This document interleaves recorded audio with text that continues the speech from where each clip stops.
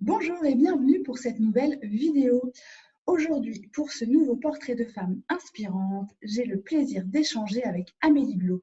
Amélie est une entrepreneuse accomplie, maman de 3 enfants. Elle est la fondatrice avec son mari Fabien de Famille Épanouie. À travers leur blog, leur compte Instagram et leur chaîne YouTube, ils accompagnent les parents vers une parentalité plus consciente. J'espère que cette interview va t'inspirer. N'hésite pas à liker la vidéo et à la partager. Bonjour Amélie. Bonjour Amélie. Merci d'avoir accepté mon invitation Je t'en pour prie. ce nouveau portrait de femme inspirante du mois de février, du coup. J'avais envie de te demander, à travers tes vidéos, tes posts Instagram, on sent que tu es une femme qui est assez sûre d'elle.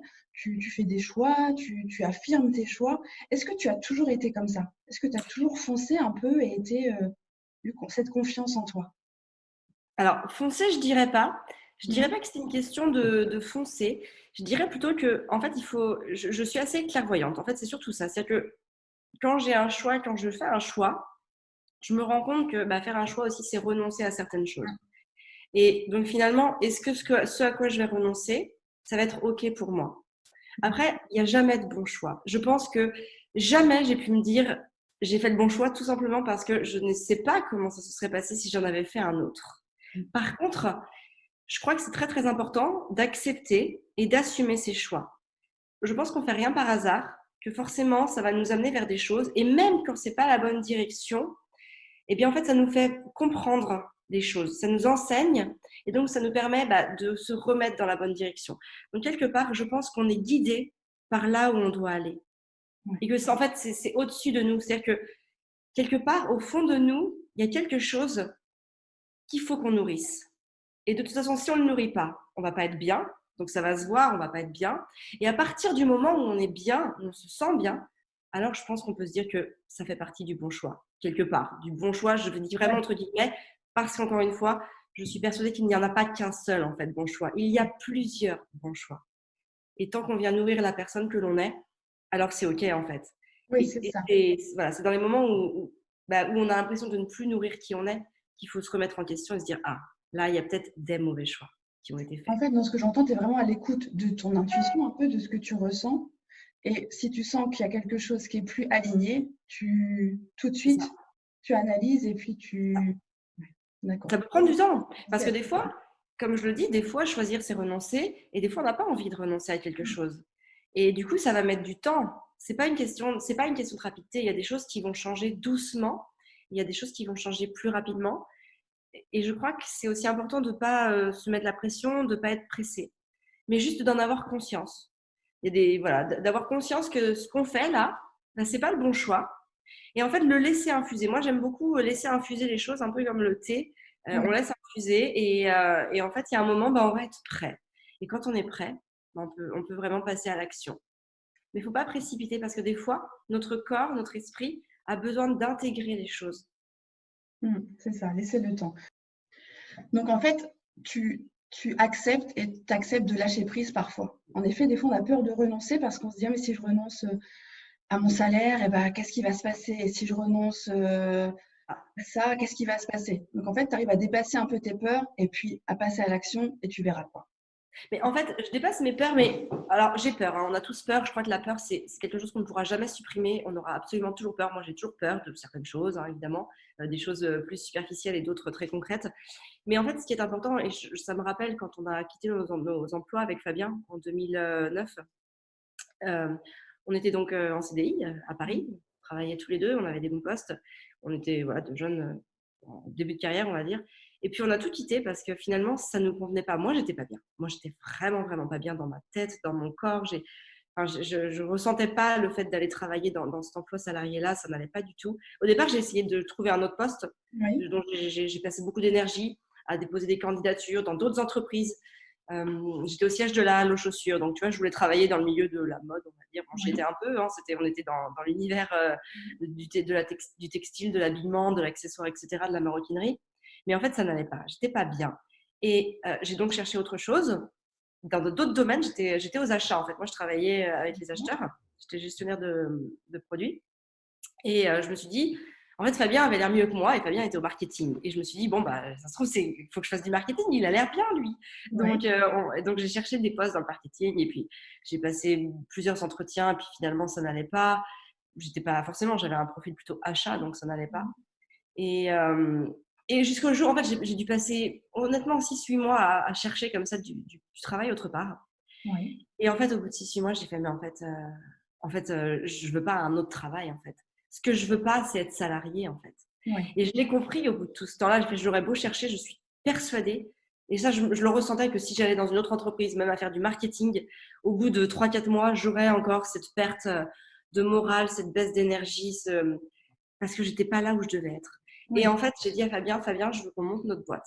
C'était un projet on s'est rencontrés pendant qu'on avait fait nos études avec Fabien. Et c'était un projet qu'on avait. Mais en fait, on s'était dit, bah, il faut d'abord qu'on ait de l'expérience, de l'argent de côté, etc. Donc, on va d'abord travailler.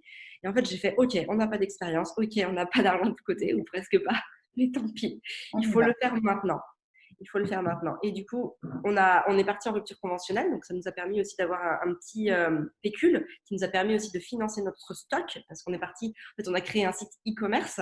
Et D'accord. donc, bah, forcément, en e-commerce, il faut avoir du stock. Hein. Si tu n'as pas de stock, bah, tu ne peux pas vraiment vendre parce que quand les gens voient des délais 4-5 jours, ils n'en veulent même plus. Donc, voilà, on était dans l'appareil photo réflexe numérique.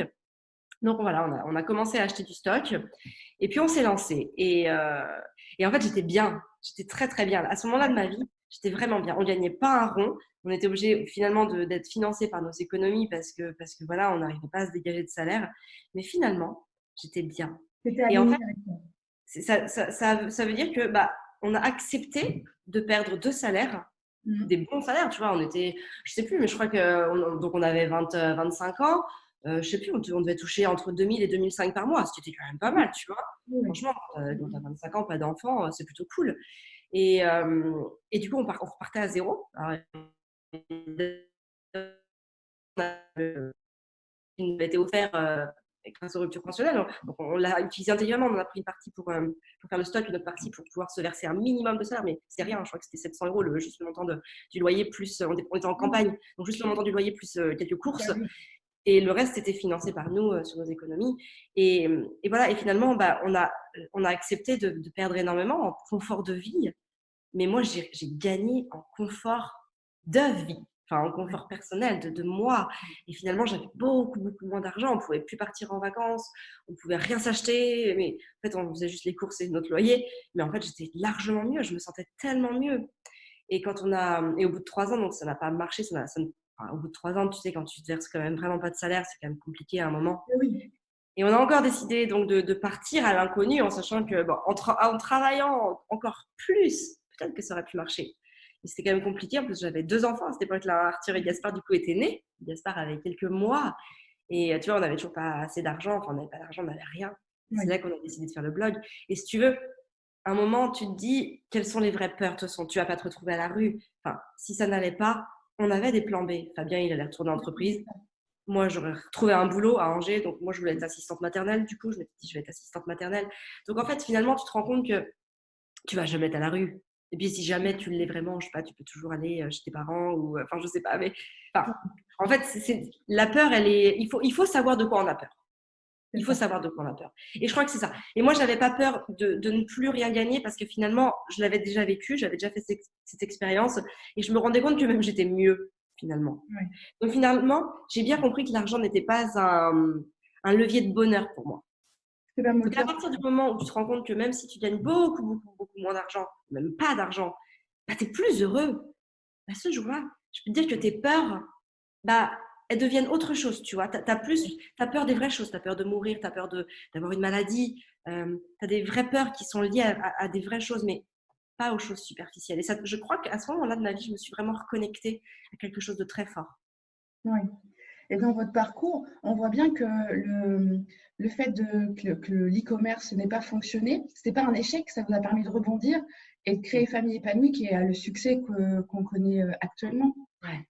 Et est-ce que dans les gens qui te suivent, tu as beaucoup de mamans qui justement ont des rêves comme ça qu'elles ne s'autorisent pas à accomplir? Ouais. Je Tu le les sens. comprends? Ouais, Alors que ce soit professionnel ou non, parce que j'ai envie de dire, il n'y a pas que des rêves d'entrepreneuriat, il peut y avoir des rêves de beaucoup d'autres choses.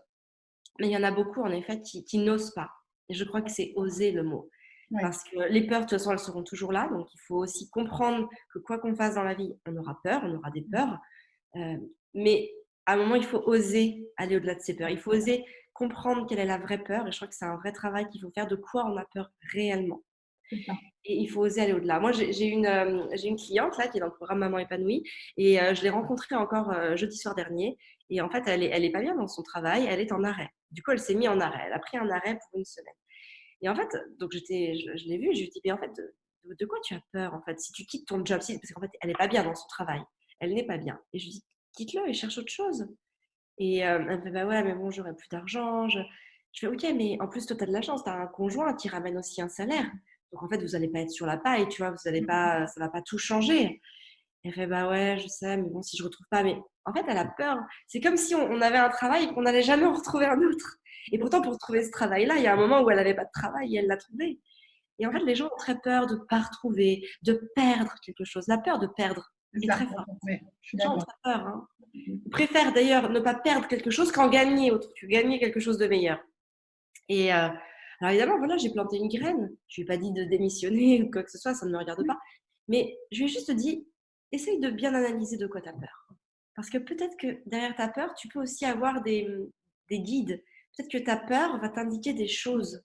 Et en fait, ça va te nourrir et peut-être que ça va pas se faire tout de suite. Peut-être que ça sera dans 3 mois, 6 mois. Peut-être que dans quelques mois, tu prendras des décisions. Parce que tu auras appris à accepter cette peur aussi. Tu auras appris à la maîtriser, à la comprendre. Quand on comprend quelque chose, quand on prend conscience de quelque chose, alors on peut changer. Je dis souvent, d'ailleurs je dis toujours, qu'on ne peut changer que ce dont on a conscience. Ouais, c'est Mais vrai. il faut prendre conscience. Et cette prise de conscience, elle doit se faire. Et parfois, elle est plus longue, des fois, elle est moins longue. Et quoi qu'il Oui, arrive, il faut laisser de la place à cette prise de conscience. c'est un travail sur soi qui est quotidien, qui dure toute une vie. Et comme tu disais tout à l'heure, c'est l'importance d'être à l'écoute de soi, d'écouter quand Ça. il y a quelque chose qui ne va pas ce que ça vient dire et de pouvoir après Ouais. rectifier les choses. Notre Il corps y a, nous envoie énormément de choses, hein, oui, comme c'est ça. signaux. Et Il y c'est a vrai aussi que énormément de femmes qui ont peur du regard des autres, ce que vont penser les autres. Quel est ton rapport, toi, un petit peu à ça, au regard des autres, de ce que les gens peuvent dire sur Famille épanouie, sur tout ce que tu as accompli? alors, il y a des années, j'ai envie de dire, pas quelques mois quand même, ça fait au moins une année que je me suis vraiment détachée de ça parce que c'est vrai que quoi qu'on fasse, hein, qu'on s'expose ou qu'on s'expose pas d'ailleurs, on est sujet aux critiques. Moi, j'ai été très critiquée dans ma famille et dans la famille de Fabien parce qu'on ne faisait pas les choses conventionnelles en termes d'éducation. D'ailleurs, encore aujourd'hui, hein, pas plus tard que hier, donc Arthur voulait plus aller aux ateliers le mardi. Tu vois, ma mère me dit encore, mais si, ce serait bien, quand même, il y va que 2 jours, donc un troisième jour, c'est quand même pas beaucoup, tu vois. Il y a Oui. des enfants qui vont tous les jours à l'école. Et voilà, donc encore une fois, tu vois, j'ai bien senti que j'étais critiquée parce que voilà, en gros, je laissais la place à Arthur de s'exprimer sur un truc que normalement, il ne devrait pas avoir le choix. Ouais. Et en fait, je me rends compte aussi, et à travers Famille épanouie, quand on est critiqué, les gens en fait nous renvoient une peur à eux. Quand on a monté notre entreprise en 2009, les gens nous ont dit mais ça va pas, vous ne devriez pas le faire, mais vous êtes des malades, nanana, nanana. Et en fait, ils nous renvoyaient leur peur parce qu'ils ne l'auraient pas fait. Parce que pour eux, en effet, c'était une peur de tout lâcher, de tout perdre et de se lancer dans l'inconnu. Et finalement, quand on est critiqué par les autres, c'est pas nous qui sommes critiqués, c'est les autres qui se renvoient, enfin qui renvoient leur propre peur. Et quand on est critiqué, peu importe le domaine, maintenant je comprends que derrière cette critique, il y a une vraie souffrance, il y a quelque chose que la personne voudrait peut-être faire, mais n'ose pas faire parce que ses peurs sont trop importantes, qu'elle ne les a pas compris, qu'elle ne les a pas acceptées et donc elle ne peut pas les dépasser. Et donc finalement, quand on prend conscience de ça, bah franchement, on ne relève même plus Ouais. les critiques.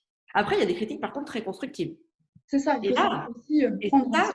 c'est différent. Mm, Ça, c'est différent, c'est OK. Et là, par contre, même quand je reçois une critique constructive, ça se sent parce que déjà, il y a un ton qui va être bienveillant, hein, ouais, qui va plutôt venir nous chercher à nous aider. Et là, du coup, ça devient OK, ça devient au contraire même enrichissant. Cette critique-là est très enrichissante. Mais voilà, il faut faire attention aux critiques, aux pures critiques. Non, vous faites pas bien, machin, ouais, ça. tout ce qui Pas va bien, être non, non. négatif. Mais je trouve C'est que de quoi? ton message est important parce qu'en effet, quand on est critiqué, voilà, c'est pas nous qui sommes critiqués, comme tu dis, c'est l'autre.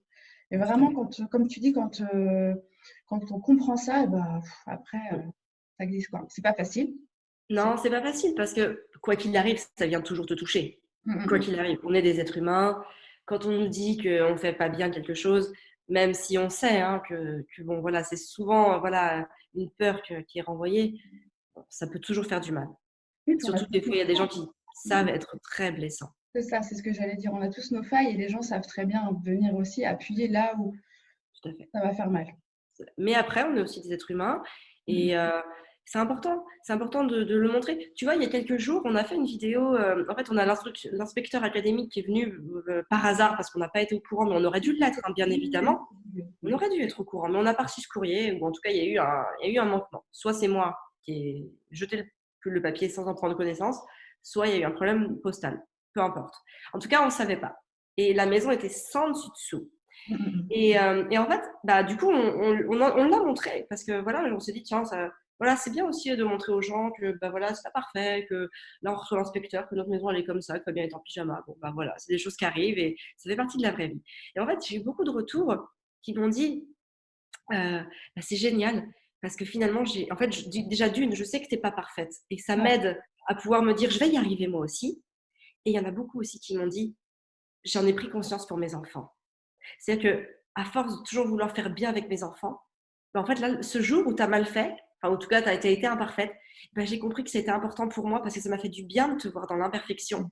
Et en fait, je prends conscience que mes enfants aussi, ils ont besoin de me voir imparfaite. Et ouais, ça, c'est juste énorme. Parce qu'en effet, hein, des fois, on a envie d'avoir une parentalité qui soit parfaite, mais finalement, on montre à nos enfants quelque chose qui est inatteignable. Et nos enfants ont besoin aussi de nous voir avoir des failles. bien sûr. Et c'est pour ça que c'est hyper important. C'est hyper important de se dire, mais en fait, c'est OK, je ne suis pas parfaite. Et c'est pas ça que je dois développer, que je dois nourrir, que je dois montrer. Mais souvent, bah, c'est vrai que quand tu te positionnes à donner de l'information, les gens pensent que bah, pour toi, c'est complètement OK, en fait. C'est ça, et puis les réseaux sociaux véhiculent justement une espèce de vie parfaite. Et justement, je Oui, voulais parler de cette vidéo parce que je l'ai vue et je me suis dit, c'est vrai que Fabien et toi, vous acceptez d'être authentiques. C'est assez rare quand même sur les réseaux sociaux. Et ça montre qu'en effet, on ne sait pas parce que tu vas délivrer un message et que toi, tu es OK avec tout ça, que voilà, que vous êtes parfait et ça permet aux gens de s'identifier encore plus. Est-ce que ça, c'est quelque chose que tu as envie de plus en plus de mettre en avant, cette oui, authenticité, je pense. de casser un peu l'image dans les Ouais. familles parfaites, ils sont parfaits, parce que j'imagine que tu entends encore ça. Ouais.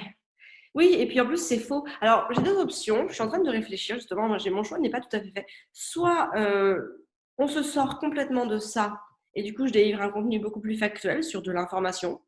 Ouais, Mais en même temps, j'ai peur il y ait une émotion et une humanité qui ne soient pas là.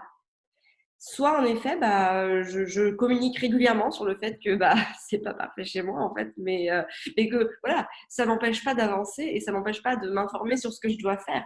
Et même des fois, il y a des trucs que je dis et je les applique pas bien ou je les applique pas toujours, mais c'est pas grave. Je le sais et le fait de le savoir, c'est mon focus en fait. Je sais que voilà, c'est l'objectif vers lequel je tends. Et il vaut mieux tendre vers un objectif que faire n'importe quoi. Enfin, en tout cas, que de ne pas avoir d'objectif qui nous nourrissent. c'est ça. C'est Et puis, ça qui est ça important. montre bah, que tu es humaine, comme toutes les Tout à fait. mamans qui te suivent. Tout Et à puis, se fait. montrer vulnérable aussi, c'est une force. Et ça permet aux femmes, je pense, de se le permettre aussi.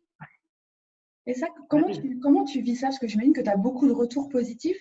Mm. Est-ce que vraiment tu te nourris encore de ça, même après plusieurs années? Ça continue toujours de nourrir? Alors ça fait toujours plaisir. C'est des choses qui vont nourrir, j'ai envie de dire peut-être un peu plus mon ego et puis ça va valoriser mon travail. C'est toujours très agréable évidemment d'avoir ça. Mais surtout, je me dis, en fait, mais heureusement que je fais ça. Parce qu'en fait, bah, des fois, je suis dans le feu de l'action et je me dis juste, mais attends, qu'est-ce que je leur dis de faire? Ouais, Et je me dis, bon, ok, allez, on se l'applique. Et en fait, ça vient me nourrir parce que le fait de donner de l'information, ça veut dire que moi-même, je dois toujours être dans une démarche de développement et que je ne peux c'est ça. jamais m'arrêter de me développer.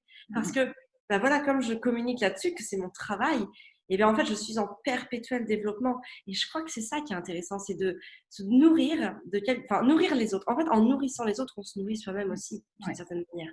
Et alors moi, ça va être sur la parentalité.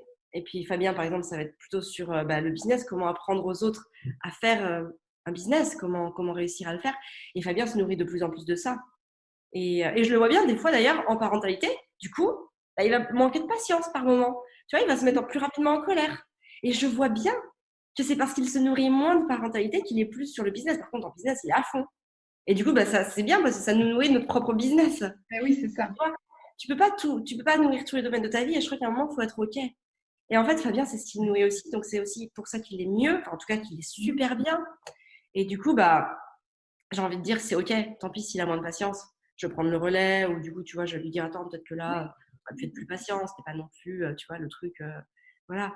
Et c'est OK parce que le principal, c'est d'être le mieux possible soi-même. Nos enfants, ils n'ont pas besoin d'enfants parfaits. On n'a pas besoin d'être parfait dans la vie. On a besoin d'être juste bien avec les choses que l'on fait. C'est ça. Et quand tu es bien avec toi-même, c'est bien avec ton mari, Avec les avec autres. tes enfants, Parce avec qu'en les fait, autres.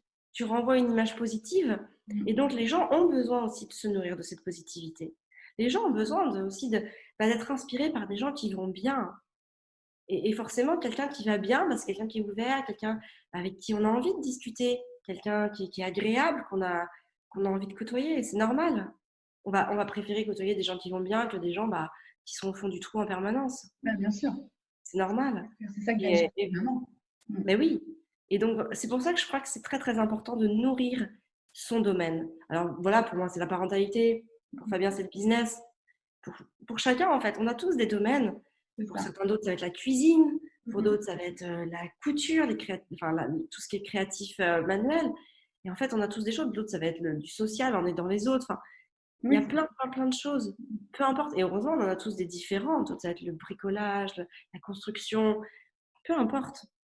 On a tous quelque chose dans lequel on peut s'épanouir. Il faut juste trouver son domaine. faut le trouver et accepter d'y aller, passer à l'action et puis de voir ce que ça fait en nous, quoi. C'est ça. Et quel conseil tu donnerais aux femmes qui vont regarder cette vidéo euh, pour, euh, pour qu'elles osent, comme tu disais tout à l'heure, oser? Quel serait ton conseil le plus simple, j'ai envie de dire, pour qu'elles s'autorisent à y aller? C'est vraiment les peurs. C'est vraiment cette histoire de peur. Chercher à comprendre ce qui fait vraiment peur. Vraiment. C'est parce que tout part de là. Si on ne fait pas les choses, c'est parce qu'on a peur de les faire. Et de toute façon, des peurs, il faut bien avoir conscience qu'on en aura tout le temps. Donc, voilà. Essayez de comprendre exactement ce qui vous fait peur. Essayez aussi d'avoir un plan B. C'est important d'avoir un plan B. De se dire, voilà, si jamais ça marche pas, qu'est-ce que je peux faire? Et peut-être même un plan C aussi. Quelque chose qui Un rassure. plan C, voilà, au pire des cas, le plan C, je retourne dans ma vie, finalement, qui n'était pas si mal. Si Oui, vraiment on se sent plus pas mal, dramatique. hein, Ouais. voilà. Mais en fait, avoir plusieurs plans, des plans réalisables et des plans en fait qui vont nous dire, bon, ok, de toute façon, en fait, quoi que je fasse, ça va bien se passer. Ouais. Et ça, je crois que c'est hyper important. S'autoriser à y aller en se disant, de toute façon, si ça va pas, en fait, c'est pas grave. En fait, nous, on pourrait très bien dire qu'on a tout lâché pour un truc qui va pas. Et en fait, c'était ok parce que finalement, on a appris. Et grâce à ça, on a pu faire autre chose, on a pu rebondir sur encore quelque chose de mieux pour nous. Et c'est ça. Si on n'avait pas fait ça, on ne serait pas là. Parce que peut-être que cette étape était peut-être très importante dans notre vie. C'est Ça ça. nous a appris à mettre la valeur en nous. Quand on avait notre blog d'e-commerce, on mettait la valeur sur les autres. On mettait beaucoup de valeur dans les places de marché sur lesquelles on vendait. On mettait de la valeur sur notre blog, notre site, finalement, qui ne valait rien, qui n'avait aucune humanité, qui n'avait rien du tout. Et à partir de ce moment-là, on a commencé à mettre la valeur en nous, à se former nous et j'ai envie de dire à s'assumer nous, enfin tu vois, à se dire ça va passer par nous, c'est-à-dire que si ça marche pas, c'est nous. Donc finalement, on perd pas grand-chose, on pourra toujours remettre autre chose en nous.